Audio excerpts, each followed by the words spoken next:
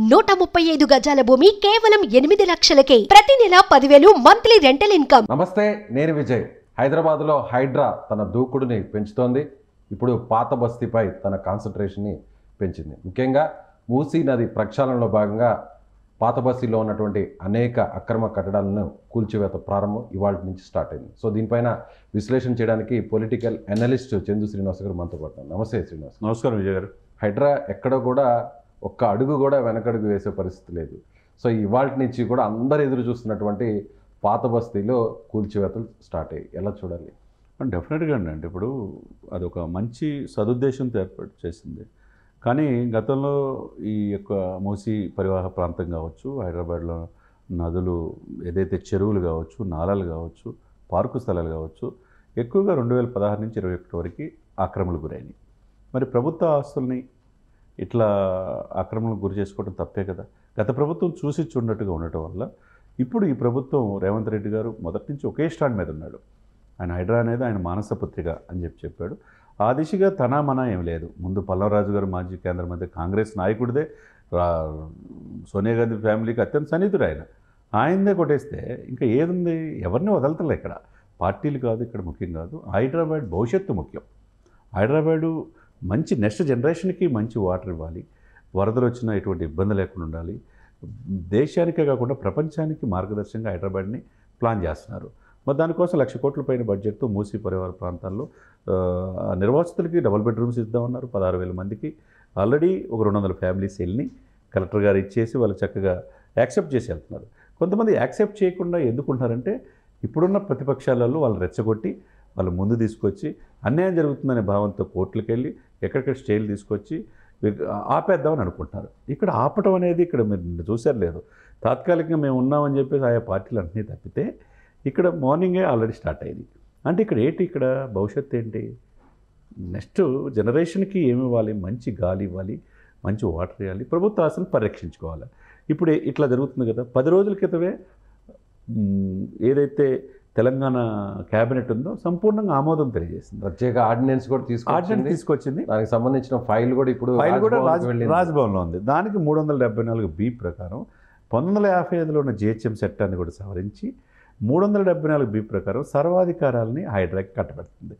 అంటే ఏంటి? వాల్టా యాక్ట్ కావచ్చు, మిగతా చూసుకోండి 2019లో వచ్చిన తెలంగాణ మున్సిపల్ యాక్ట్ కావచ్చు, 2008లో HMD యాక్ట్ కావచ్చు, దీనికి సంబంధించిన కోర్ మొత్తం కూడా తీసుకొచ్చి హైడ్రాకి అప్పచెప్తుంది.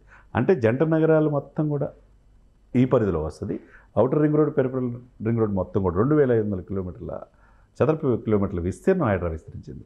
దీంతో పాటు అండి అన్ని చెరువులు పరిరక్షణకి మొత్తం హైడ్రా కమిషనర్కి బాధ్యత ఉంటుంది. కాబట్టి ఇక్కడ దీన్ని బట్టి ఎక్కడ కూడా ప్రభుత్వం వెనకడుగు ఇట్లా తాత్కాలిక ఉపశమనం తప్పితే. కానీ ఇటీవల జరిగిన కూల్చివేతలు విషయానికి వస్తే శ్రీనివాస్ గారు, కేవలం కొంతమంది బడాబాబులే కాదు, సామాన్య వ్యక్తులకు సంబంధించినటువంటి ఇళ్లను కూడా కూల్చివేశారు. కొంతమంది ఆత్మహత్యలు చేసుకున్నారు, కొంతమంది రోడ్డున పడ్డారు అనేటువంటి విమర్శలు వచ్చాయి. సో అందుకోసం హైడ్రా కాస్త స్లో అయింది, ఆగింది అనుకున్నారు. కానీ ఇవాళ మళ్ళీ పాత బస్తీలు, ఎవరైనా కూడా పాత బస్తీకి వెళ్ళి ఏదైనా చేయాలన్నా కూడా అధికారులు కూడా ఆలోచిస్తారు. అలాంటి పాత బస్తీలో ఇప్పుడు మళ్ళీ మూసీకి సంబంధించినటువంటి ఆక్రమణలని కొట్టివేయడాన్ని ఎలా చూడాలి? సార్, ఇక్కడ ఒకటి, అన్నీ ఏది చేసినా ఎక్కడ కొట్టేసినా మొత్తం హైడ్రాకే ఆపాదిస్తున్నారు. ఇప్పుడు దీని పరిధి మూసీ ప్రక్షాళన బోర్డు ఒకటి ఉంది, దానికి దానకిషోర్ గారు ఉన్నారు.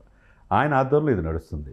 వాళ్ళ అవసరాన్ని బట్టి హైడ్రా యంత్రాలు కావాలంటే పంపిస్తారు తప్పితే ప్రతిదానికి హైడ్రా అని ముడి పెడుతున్నారు. ఇక్కడ రంగనాథ్ గారిని సెంటర్ చేస్తున్నారు. ఇక్కడ అదే జరుగుతుంది. ముందు బోర్డు ఉన్నా కానీ వెనక మాత్రం హైడ్రానే ఉంది అనేది. ఓకే, ఇక్కడ ఏం జరుగుతుంది? మొన్న అమీన్పూర్ చెరువులు అక్కడ ఉన్న తహసీల్దార్ కంప్లైంట్ ఇచ్చి ఇప్పుడు అంటే చెరువులో నడిపొద్దున G+1 పర్మిషన్ తీసుకొని, పర్మిషన్ కూడా లేకపోతే G+1 పర్మిషన్ డబ్బులు ఇచ్చి తీసుకొని అక్రమంగా అవినీతితో G+5 కడితే చెరువు మధ్యలోనే కడితే మరి బాంబులు వేసి కొలగొట్టుకుని ఎట్లా ఉంటారండి? ఇప్పుడు అది తప్పు కదా. అంటే ఉంది కదా, ఎవరు అడిగేవాళ్ళు లేరు కదా అని చెప్పి గతంలో చేసిన తప్పుల్ని వీరు సరిదిద్దడానికి ప్రయత్నం చేస్తున్నారు. ఎక్కడో ప్రతిదానికి కూడా హైడ్రా లింకప్ చేస్తే ఇప్పుడు ఓన్లీ ఏంటి, ప్రభుత్వ ఆస్తులు ఎవరైతే కమర్షియల్గా ఉపయోగిస్తున్నారో వాళ్ళను మాత్రం నివాస వర్గాలు ఎవరు టచ్ చేయట్లా. మొన్న ఒక ఆమె చనిపోయింది. ఎవరైనా చనిపోవాలని ఎవరైనా కోరుకుంటారా? ఆమె వాళ్ళు కూతుర్లు ఎవరో ముగ్గురికి వాళ్ళకి ఇచ్చింది. అది బఫర్ జోన్ కానీ HDL దాని పరిధిలో లేనప్పుడు ఆమె అనుకోకుండా వాళ్ళ యొక్క మిగతా వాళ్ళు ప్రేరేపించి తెలియక ఆమె సూసైడ్ చేసుకొని చనిపోయిన దానికి హైదరాబాద్ ముడిపెట్టడం అది కరెక్ట్ కాదు. కానీ పర్మిషన్స్ ఇచ్చినటువంటి ఆఫీసర్స్ మీద చర్యలు తీసుకొని వాళ్ళని విధుల నుంచి పక్కన పెట్టాలి, సస్పెండ్ చేయాలి, అవసరమైతే ఆ జాబ్ నుంచి కూడా డిస్మిస్ చేయాలి అనేది కూడా ఒక వాదన వస్తుంది.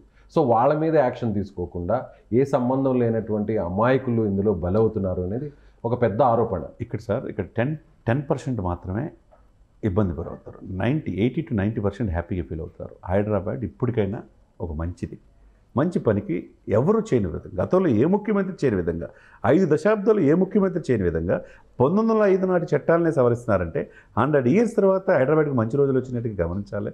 అంతా మిగతా వాళ్ళు పౌరకుల సంఘం వాళ్ళు కావచ్చు, హైదరాబాద్ పరిరక్షణ కావచ్చు, పర్యావరణవేత్తలు కావచ్చు, ఇదంతా ఆహ్వానిస్తున్నారు. అందులో రఘునందన్ లాంటి బీజేపీ నాయకులు కూడా ఆహ్వానిస్తున్నారు. కానీ అదే బీజేపీలో ఉన్నటువంటి ఈటల రాజేందర్ గారు కూడా ఆయన కూడా ఒక మాట అంటున్నారు, ఇందిరమ్మ ఇచ్చినటువంటి ఇళ్ల పట్టాలని, ఆ పట్టాలని రేవంత్ రెడ్డి ఇప్పుడు కూల్చేస్తున్నాడు. పర్మిషన్ ఇచ్చిందేమో, ఇల్లు కట్టుకోవడానికి అనుమతి ఇచ్చిందేమో ఇందిరమ్మ టైంలో, కూల్చేసేదేమో రేవంత్ రెడ్డి టైంలో అంటున్నాడు. ఇప్పుడు అదే సమయంలో అట్లా అనుకుంటే ఇదే ఈటల గారు గత ప్రభుత్వంలో బీఆర్ఎస్ ప్రభుత్వంలో పనిచేశాడు కదా, ఆయనకు తెలియదా ఈ ఆక్రమణ గురించి? ఇప్పుడు అవకాశం వచ్చింది అని చెప్పేసి ప్రతిదీ కూడా ప్రభుత్వానికి ఇచ్చేయటం అనేది సమంజసం కాదు. అది ఏ పార్టీలోనూ ఎవరున్నా హైదరాబాద్ పరిరక్షణ ముఖ్యం. సిస్టమేటిక్ వెళ్తున్నారు, ఇది ఆగే పరిస్థితి లేదు. మీరు నిన్నటి వరకు ఆగుద్దని అందరూ అనుకున్నారుగా, పొద్దున్నే చూశారుగా ఏమవుతుంది, స్టార్ట్ అవుతుంది. అంటే ఇక్కడ ఎక్కడ కూడా ఎవరికి భయపడేది లేదు. అవసరమైతే స్టేని కూడా వెకెట్ చేయించి ప్రభుత్వం తరఫున ప్రజల ఆస్తిని పరిరక్షించుకోవడమే నా బాధ్యత. దీంట్లో మనం లేదు, నా ఫ్యామిలీ ఉన్నాను కూడా కొట్టేస్తాం అన్నారు. కాబట్టి ఇక్కడ ఎవరైనా తాత్కాలిక ఊరట కోర్టుకి వెళ్తే ఉంటుంది తప్పితే దాన్ని కూడా వెకెట్ చేయించి ప్రభుత్వ తరపున ఇప్పుడు ఈరోజు రేపు గవర్నర్ దగ్గర మీరు 10 days నుంచి పెండింగ్లో ఉంది. కేబినెట్ ఆమోదం ముందు తెలియజేసేసి 374B కనుక గవర్నర్ సంతకం పడింది అనుకోండి, ఏమవుతుంది? సో వచ్చేస్తుందా గవర్నర్ నుంచి with in short time sir Vijay గారు, మళ్ళీ 2-3 రోజుల్లో గవర్నర్ సంతకంతో ఈ జీవో రిలీజ్ అయితే ఇంకెవరు మాట్లాడేవాళ్ళు ఉండరు.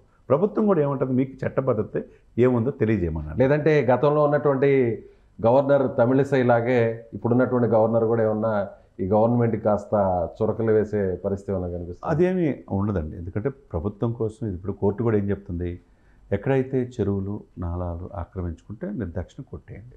కాబట్టి మీ ఈ నిబంధనలకు అతిక్రమించి శని ఆదివారాల్లో కాకుండా ఇన్నాళ్ళు ఏం చేస్తున్నారు, మీరు ప్రభుత్వం తీసుకున్న పాలసీ వల్ల మీరు కూడా శిక్ష అవుతారనే శుతిమెత్తంగా కోర్టు ఇన్స్ట్రక్షన్స్ ఇచ్చింది. అదే సమయంలో కోర్టుని గౌరవించే హక్కులు ఆర్టికల్ 21, ఆర్టికల్ 14 అందరికీ ఉంది. అదే సమయంలో ప్రభుత్వ ఆస్తులు కూడా మనం ఆక్రమించుకోవడం మనం కూడా తప్పే కదా. గత 5 సంవత్సరాలు చేసాం, గత 10 సంవత్సరాలు చేసాం, ఇప్పుడే ఎందుకు వస్తున్నారంటే ఇప్పుడు దిస్ ఈజ్ రైట్ పర్సన్ ఉన్నాడు కాబట్టి ఆ స్థానంలో, ముఖ్యమంత్రి స్థానంలో ఏదైనా కానీ కొద్ది నష్టమైనా కానీ హైదరాబాద్కి ఈ తెలంగాణ రాష్ట్రానికి మంచి జరగాలని సదుద్దేశంతో రేవంత్ రెడ్డి గారు వ్యవహరిస్తున్నారు కాబట్టి అనేక ఆటుపోట్లు ఉంటాయి. పేరు వస్తుందని చెప్పే ఇది కావచ్చు, ఏదైనా కావచ్చు, కానీ ఇది ఎక్కడ కూడా ఆగే పరిస్థితి కనపట్టలేదు విజయ్ గారు.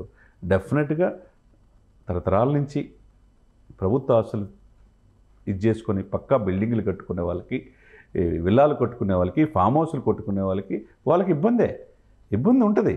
కానీ దీని మాటన పేదలకి అన్యాయం జరిగిందనేది కాదు. పేదలకి ఎక్కడ జరిగిన విధంగా డబుల్ బెడ్రూమ్స్ ఇస్తున్నారు, వాళ్ళకి ప్రభుత్వం తరపున అన్ని పథకాలు ఇస్తున్నారు, వాళ్ళకు కూడా కాంపెన్సేషన్ కూడా ఇచ్చే పరిస్థితుల్లో ప్రభుత్వ యంత్రాంగం పనిచేస్తుంది. కాబట్టి అన్ని శాఖల సమన్వయంతో ఇక్కడ పనిచేస్తున్నాయి. కాబట్టి మనం పాజిటివ్ వేలో చూడాలి. ఇక్కడ సకారాత్మకంగా చూస్తే ఇది మంచి పని అనేది అప్రిషియేట్ చేస్తారనమాట.